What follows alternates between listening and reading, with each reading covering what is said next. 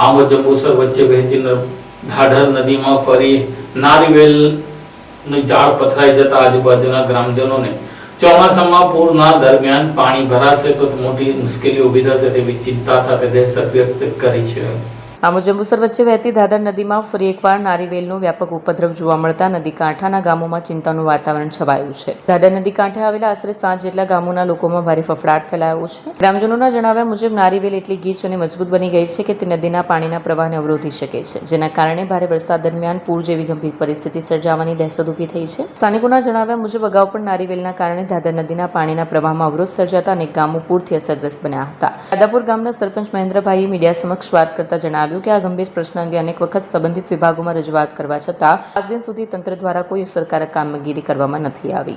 ગ્રામજનોએ માંગ કરી છે કે પ્રથમ વરસાદ પહેલા જ ધાધર નદીમાંથી નારિયેળ દૂર કરવાની કામગીરી યુદ્ધના ધોરણે હાથ ધરવામાં આવે, જેથી સંભવિત પૂર જેવી સ્થિતિને જાનમાલના નુકસાન અટકાવી શકાય। હું ગામ દાદાપુર સરપંચ મહેન્દ્રસિંહ રાયસિંહ ઠાકોર બોલું।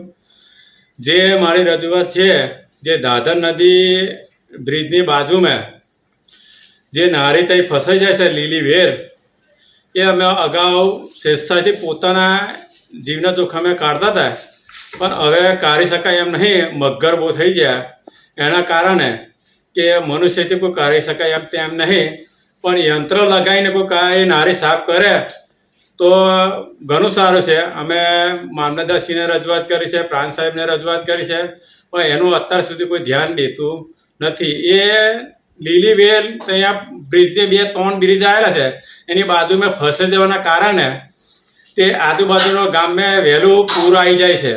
પહેલું 10-15 વર્ષ પહેલાં છે તે આ નારી નથી થતી તે વખત પૂર છે તે 107 ફૂટ નદી તઈ બ્રિજ પાસે થાય લેવર તારે નદી બહાર પડતી હતી, પણ હાલમાં 57 ફૂટ થાય એટલે ગામડાની અંદર 8 થી 10 ગામડાની અંદર પાણી બેસી જાય છે।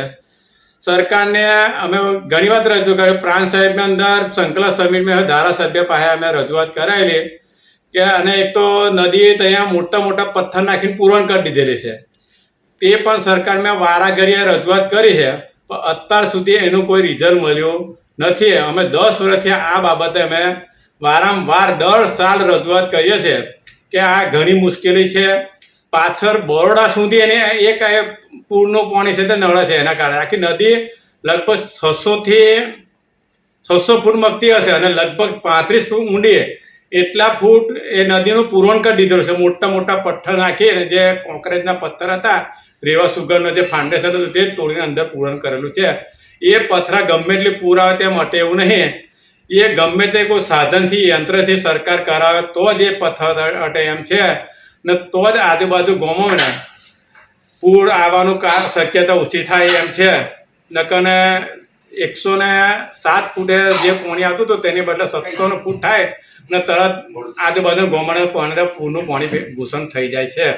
જેથી કરી સરકારને મારી નમ્ર વિનંતી છે કે એની વહેર તાત્કાલિક યુદ્ધના ધોરણે કામ કરાવે અમને। હાલની તમે કે વરસાદ પહેલો તો હજુ પૂરનું પાણી ના ઘૂસી શકે એવું છે, એમ લોકો બચી શકે છે। દર સાલ લોકોનો બહુ જ નુકસાન, કરોડો રૂપિયાનું નુકસાન થાય છે, તે નુકસાનમાંથી બચી શકે ખેડૂતો અને લોકોને ઘર વખરી થાય તે હોય ના થાય, જેથી કરીને આ ધ્યાન આપે સરકાર, એવી મારી નમ્ર વિનંતી છે।